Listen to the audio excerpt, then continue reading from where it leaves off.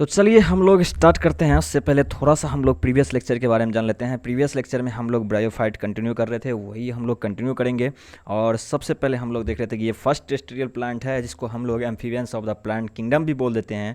यहीं पर हमको फर्स्ट एम्ब्रायो देखने को मिलता है और यहाँ पर root like, stem like, leaf like structure present होता है। और यहाँ ये नॉन वस्कुलराइज होता है तो एट्रेक्यूफाइड भी हम लोग बोल देते हैं। सीडलेस होता है तो क्रिप्टो गेम्स भी हम लोग यहाँ पर बोल देते हैं।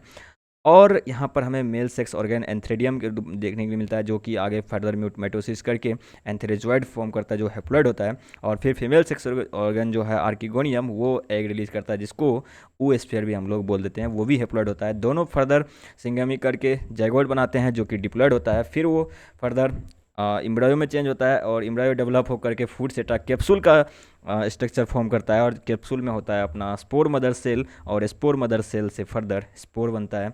तो ये सारी प्रोसेस थी, वो भी अपलोड होती है। फर्दर ये प्रोसेस रिपीट होती रहती है।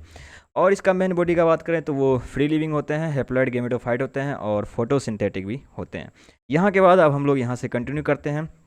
दो क्लासिफिकेशन हम लोग पढ़ रहे थे, लिवरवॉर्ट्स और मोसिस।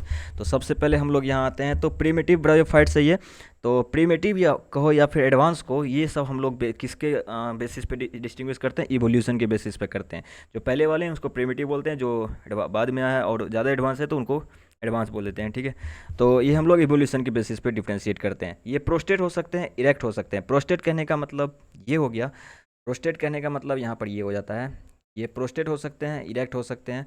प्रोस्टेट कहने का मतलब यहाँ ये है, ये फ्लैट टू द सरफेस है। और इरेक्ट कहने का मतलब ये हो गया कि ये पैरेलल टू द सरफेस होंगे। ठीक है, परपेंडिकुलर टू द सरफेस होंगे, सॉरी। ओके, तो प्रोस्टेट में हम लोग एग्जांपल देखेंगे रिसिया और मर्केंसिया। रिसिया और मर्केंसिया को हम लोग आगे फर्दर डिटेल्स में देखेंगे। अकॉर्डिंग टू एनसीईआरटी के डाटा हम लोग पूरा एनालिसिस करेंगे। और इरेक्ट में एक एग्जांपल देख लो, पोरेला। यहाँ पर एक कन्फ्यूजन टर्म आता है, मोनोसियस डायोसियस। बहुत सारे स्टूडेंट को ये टर्म कन्फ्यूजन रहती है, तो मैं सबसे पहले ये क्लियर कर देता हूँ, क्योंकि आगे ये सारी टर्म आने वाली है तो वहाँ पर आपको दिक्कत ना हो। मैं डायरेक्ट यूज़ करूँगा, आपको समझ जाना है। तो मोनोसियस कहने का मतलब ये हो गया कि मेल सेक्स ऑर्गन और फीमेल सेक्स ऑर्गन दोनों सेम ही बॉडी पर पाया जाएगा। और डायोसियस कहने का मतलब ये हो गया कि फीमेल सेक्स ऑर्गन और मेल सेक्स ऑर्गन दोनों जो है सेपरेट यानी अलग अलग बॉडीज़ पे पाया जाएगा। तो चलिए आगे बढ़ते हैं। और अभी हम लोग बोल रहे थे जो हमारा फ्लैट का एग्जांपल है, प्रोस्टेट का एग्जांपल है, प्रोस्टेट लिवरवर्ट्स का एग्जांपल है मर्केंसिया। अभी हम लोग उसके बारे में थोड़ा सा देखते हैं। तो डोर्सिवेंट्रल बॉडी सबसे पहले आता है, डोर्सिवेंट्रल बॉडी।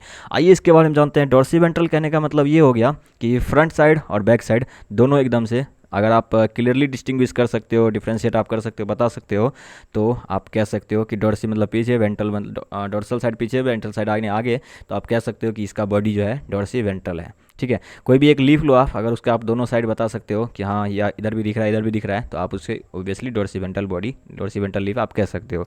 अब यहाँ एक टर्म आता है डायोसियस का। डायोसियस कहने का मतलब अभी जस्ट आपको हम थोड़ा देर पहले बता दिए।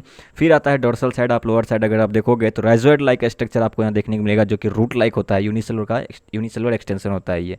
ठीक है, और अगर आप यहाँ पर फर्दर आप देखोगे तो यहाँ पर आपको इरेगुलर डिस्क शेप में आपको यहाँ पे स्ट्रक्चर देखने को मिल जाएगा। एंथ्रेडियो फोर के ऊपर में आपको देखने मिल जाएगा, जहाँ की आपको एंथ्रेडियम देखने को मिलेगा और इरेगुलर डिस्क शेप होता है, तो आपको पता ही है। फॉर फीमेल आप देखोगे तो यहाँ पर आर्किगोनियम का ऊपर आप देखोगे तो आपको फ्लावर लाइक स्ट्रक्चर आपको देखने मिलेगा, आर्किगोनिया ऑन लोअर साइड। ठीक है, तो फिर फर्दर हम लोग फर्टिलाइजेशन का बात करें तो इंटरनल फर्टिलाइजेशन होता है, सिंगमी बॉडी के अंदर होगा। ओगेमस मेल गैमेट्स यहाँ पे कीमोटेक्सिस शो करेगा। ठीक है, देखो मैं यहाँ पे पहले से टिक लगा के रखा था, क्योंकि मैं एक बार इससे पहले इसको बस समझाने का कोशिश कर रहा था। ठीक है, तो कीमोटेक्सिस यहाँ ये शो करेगा, जिसमें आपको फिजिकल लोकोमोशन किसके रेस्पेक्ट में कीमो वर्ड यूज किया गया है, तो ऑब्वियसली केमिकल के रेस्पेक्ट में। अगर कोई फिजिकल मूवमेंट हो रहा है किसके सेंस में, केमिकल के सेंस में अगर कोई मूवमेंट हो रहा है तो उसको हम लोग वर्ड दे देते हैं कीमोटेक्सिस। अब हम लोग बात करते हैं मोसेस का, जिसको हम लोग ब्रायोप्सिडा भी बोल रहे थे। ठीक है, ये है एडवांस ब्रायोफाइट्स। अभी हम लोग जो देख रहे थे लिवरवॉर्ट्स, वो हम लोग देख रहे थे प्रिमिटिव ब्रायोफाइट्स। ये है मोस्ट एडवांस्ड ब्रायोफाइट। इसका मेन बॉडी का बात करें तो गैमेटोफाइट है, और दो स्ट्रक्चर में डिवाइड है। एक प्रोटोनिमा थ्रेड लाइक स्ट्रक्चर होता है, एक लीफी स्टेज होता है, जिसको हम लोग बर्ड लाइक भी बोल देते हैं। यहाँ पर एग्जाम्पल देखोगे तो फिनिडिया, स्पेगनम है, दोनों ही क्या है, मोनोसियस है। मोनोसियस कहने का मतलब अभी जस्ट मैंने बताया था, तो आप बताओ कि मैंने आपको मोनोसियस कहने का मतलब क्या बताया था। ठीक है, चलिए यहाँ से स्टार्ट करते हैं। सपोज करते हैं कि ये हमारा स्ट्रक्चर है, और यहाँ पर आपको कैप्सूल, सेटा, फूड सेटा, कैप्सूल तीनों देखने के मिल जा रहा है। और कैप्सूल फर्दर इसमें होता है अपना स्पोर मदर सेल जो कि डिप्लॉयड होता है, ये करेगा म्योसिस, बनाएगा स्पोर जो अभी हम लोग थोड़ा देर पहले बता रहे थे। फिर ये स्पोर फर्दर जर्मिनेट करेगा और यहाँ पर आपको पहली बार आपको यहाँ पे देखने के लिए मिलेगा प्राइमरी प्रोटोनिमा, पहली बार आपको यहाँ देखने को मिलेगा प्राइमरी प्रोटोनिमा। और ये फिर फ्रेगमेंटेशन करेगा, सब अलग अलग होंगे, सारे फ्रेगमेंट्स अलग अलग होंगे और फिर से ये ग्रो करेंगे और इसके ऊपर आपको लीफी बर्ड देखने को मिलेगा। और यहाँ पर आपको सेकेंडरी प्रोटोनिमा भी देखने के लिए मिलेगा, राइजोइड, जो अभी हम लोग रूट लाइक स्ट्रक्चर वहाँ पे पढ़ रहे थे। ये मल्टीसेलुलर है और ब्रांच्ड आपको देखने को मिलेगा। देखो आपको कितना अलग अलग, ये ब्रांच इधर गया, इधर इधर इधर आपको ये ब्रांच्ड में आपको देखने को मिलेगा। देखो स्ट्रक्चर आपको क्लियरली आपको दिख रहा होगा।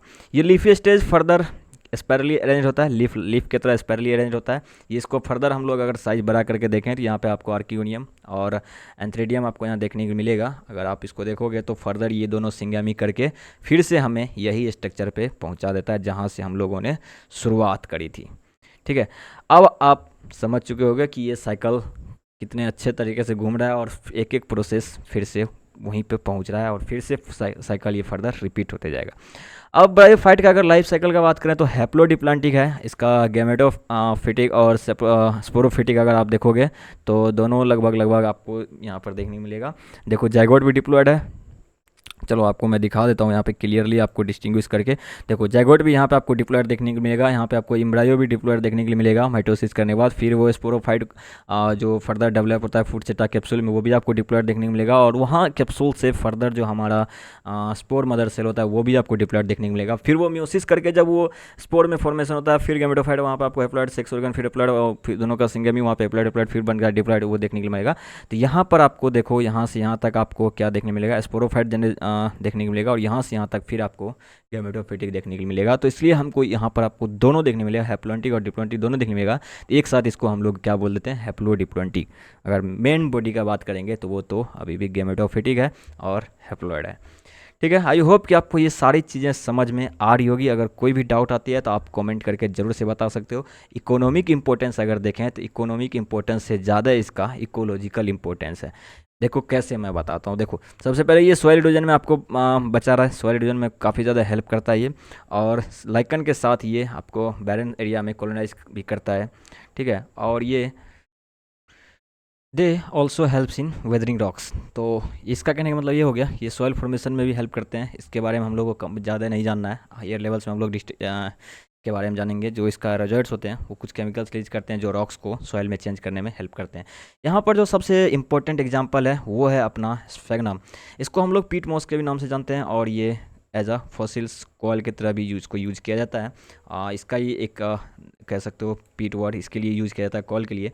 और एक और इसके नाम फेमस नाम है वो है बॉग मॉस। तो ये जो है बॉग रीजन, यानी बॉग कहने का मतलब हो गया कि मार्सी एरिया, वहाँ पे ये ग्रो करता है। दूसरा जो यहाँ पे सबसे इम्पोर्टेंट जो कि बहुत सारे यूज में आता है वो है कॉटन मॉस, जो इसके पास हाई वाटर होल्डिंग कैपेसिटी होती है और इसको लिविंग मटेरियल शिपमेंट में भी यूज़ किया जाता है। और वर्ल्ड वार 2 में उस टाइम पे जब हमारे पास कॉटन बैंडेज करने के लिए, कॉटन जो घायल होते थे ना सैनिक वगैरह, जो बैंडेज करने के लिए कॉटन मतलब कपड़े उतने ज़्यादा मतलब नहीं होते, ज़्यादा फैसिलिटी अवेलेबल नहीं थी, तो वहाँ भी स्पेगनम का बार बार के उसमें यूज़ किया जा रहा था ताकि होल्ड करके रख सके। ठीक है, तो आज का हम लोग सेशन रखेंगे यहीं तक। आई होप कि आपको सारी चीज़ें समझ में आई होगी। जो समझ में नहीं आई आप कमेंट कर सकते हो, आपको नेक्स्ट लेक्चर स्टार्ट होने से पहले आपको सारी चीज़ें बता दी जाएगी। तो जो भी आपका डाउट रहता है आप ज़रूर से शेयर करो ताकि हम आपकी डाउट तक पहुंच पाएँ और आपकी डाउट को भी क्लियर कर पाएँ ना। जो हमारी मेन इंपॉर्टेंट चीज़ है वो है हमारी क्वेश्चंस की प्रैक्टिस। तो आई होप कि आप क्वेश्चंस की प्रैक्टिस कर रहे होगे, टेस्ट की एनालिसिस आप कर रहे होगे, क्योंकि यही हमारी मेन चीज़ है जो काम आने वाली है। बाकी जो कॉन्सेप्ट है वो तो हम लोग 5 मिनट में, 6 मिनट में या फिर 7 मिनट के इस लेक्चर में कंप्लीट कर ही रहे हैं। सारा कॉन्सेप्ट का क्लियर होने का गारंटी मैं यहाँ देता हूँ। बाद बाकी आप अपनी स्टडी के लिए, आप बेटर प्रैक्टिस के लिए क्वेश्चंस प्रैक्टिस करो और टेस्ट की एनालिसिस आप ज़रूर से करो। I hope all the best for you. मिलते हैं अगले लेक्चर में, तब तक के लिए बाय बाय।